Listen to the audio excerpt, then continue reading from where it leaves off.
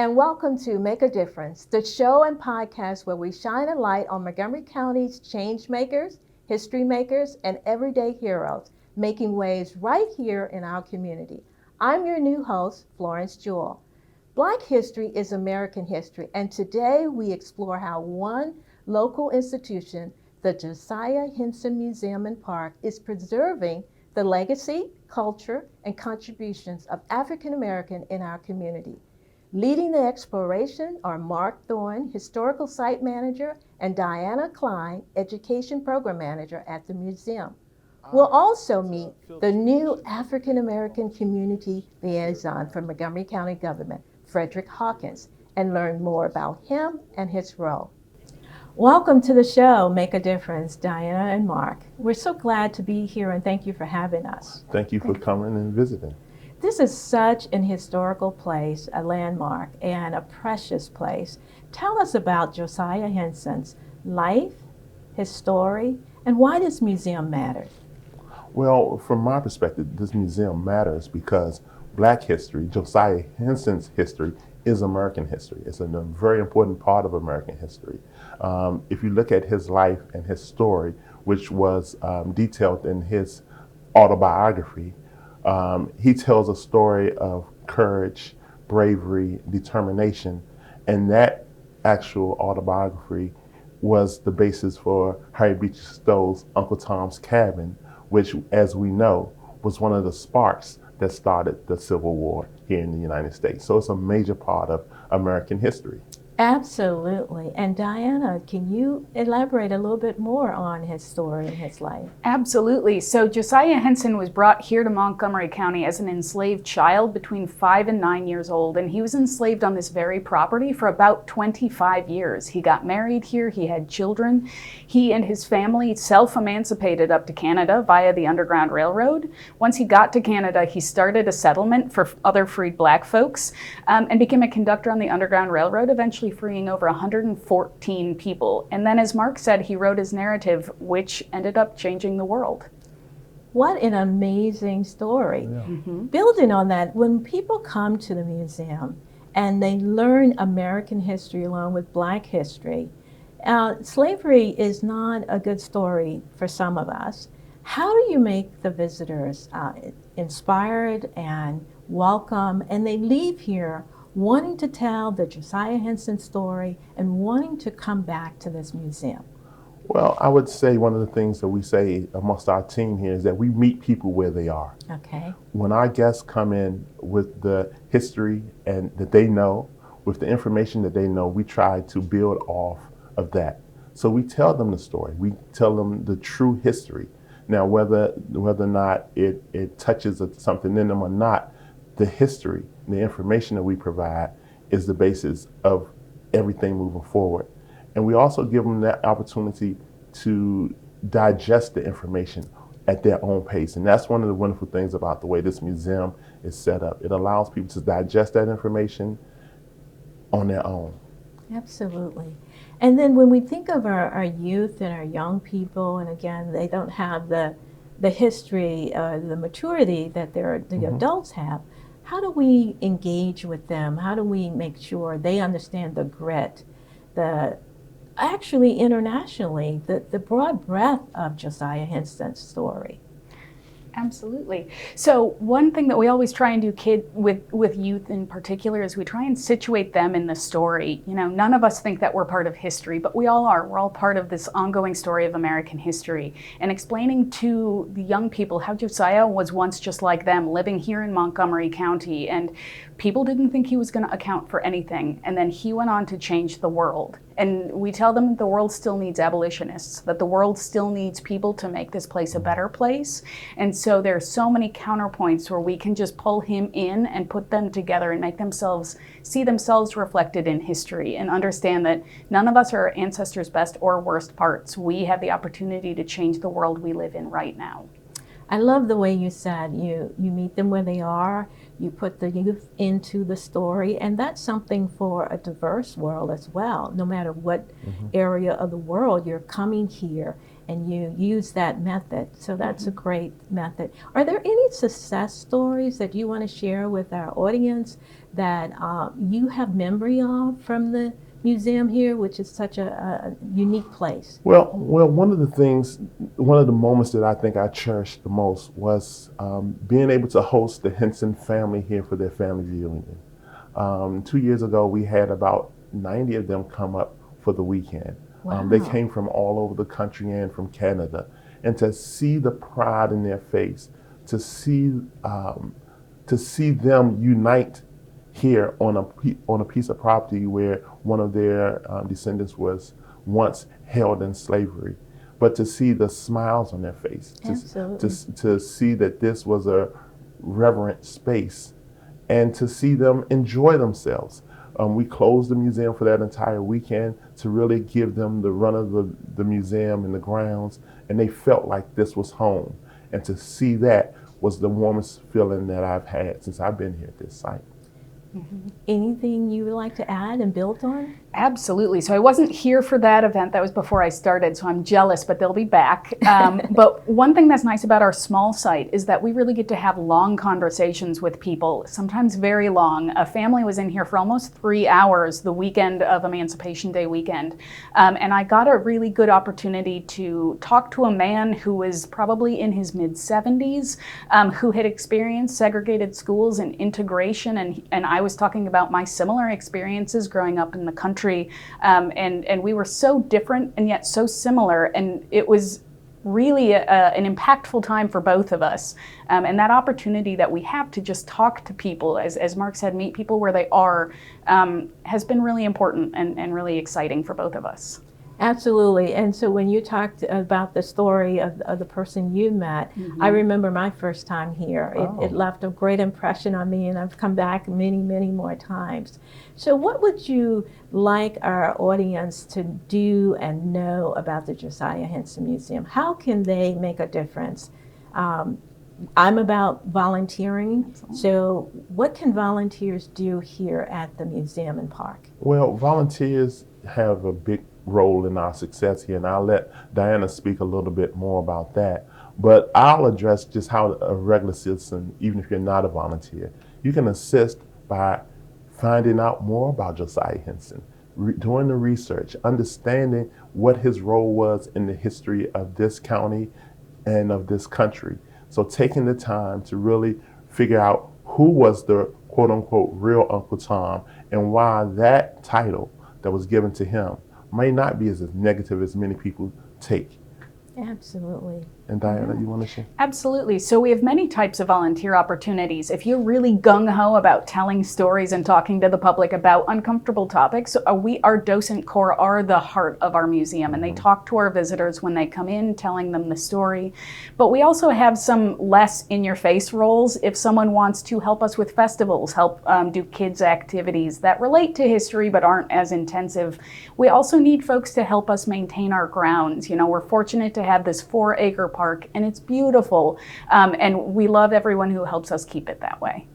And you talked about the park, in this 4-acre park. Can you expound on that a little bit more? Because that's very important that our viewers know how this park got acquired and what on the park you're doing some archaeology work. Right. There. So archaeology has always been a major part of what we've done here at this museum.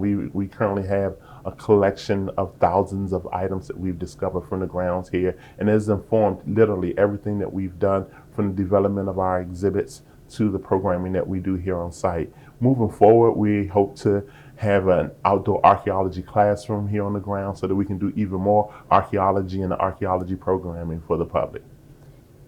And during Black History Month, what are some of the things that you're offering here at the Museum and Park that we can participate in? Sure. Well, we'd love to see folks. We're open for the public Fridays and Saturdays from 10 to 4 and Sundays from 12 to 4. But on February 20th, we have a lecture by a local historian on Thurgood Marshall's start right here in Montgomery County. Okay. And for families or anyone, but including young folks, on February 22nd, we have our Family Days for Black History Month, where students get to really experience what life was like in Dawn, that settlement that Reverend Henson started up in Canada for newly emancipated folks up there. And once again, can you share with us, if we need to get in contact with you or we want to know more about the Josiah Henson Museum and Park, what's that contact information? You can easily go to www.josiahhenson.org, and that will take you to our website. Well, this has been an enlightening, inspiring, and enjoyable conversation. And I want to thank you both for allowing us to film here. And we really appreciate all that you're doing to get the message out and tell the Josiah Henson story. Thank you. Thank you. We're just getting started here on Make a Difference, and we'll be back after this short break.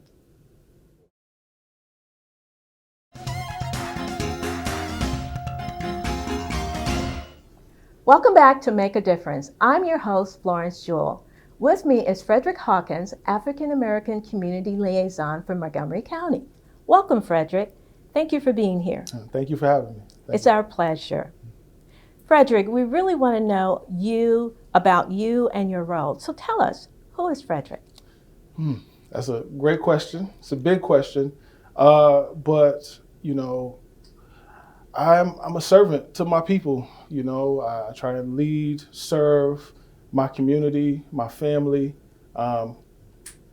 you know, and I give myself in that way to my people. So, you know, first and foremost, I'm a servant. Some would say a leader, but, you know, I've been doing this work for close to 20 years. Wow. Youth development, young adult development. I was a teacher. I was an executive, nonprofit leader, you know, and I was honored to fill this position that had been vacant for almost 2 years here in the county.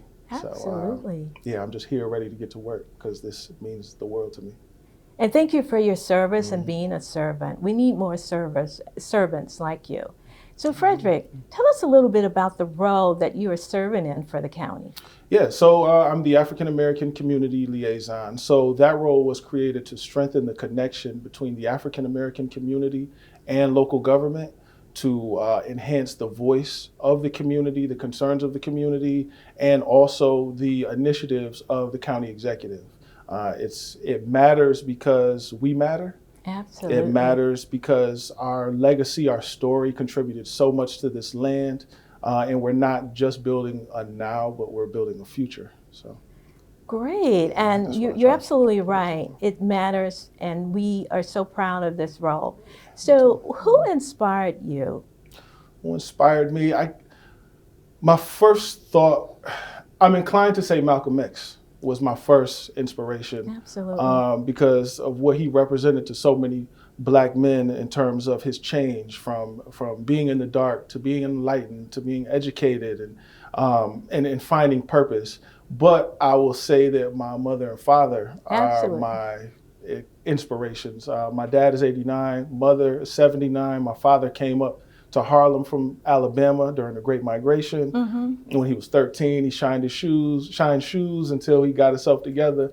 And my mother started from being a water girl in a bean field in Florida, and then found her way to New York. And all the journey, all the stories that come along with it, growing up in that time to having me in the 80s, you know, they showed me what it means to be human, to carry a heavy weight and still push forward for the family. They showed me what unconditional love looks like and what is needed. That type of passion is needed to push people forward and to believe in people, to help them believe in themselves. So those three are my inspirations. Well, that's a lot, and so I can resonate with you. Malcolm X is also one of my inspirations, and then, of course, parents and the jewel that they planted around you and led you to this moment. So when we think of your role in the community, can you talk about a success story that's in the community that you want the audience to know about?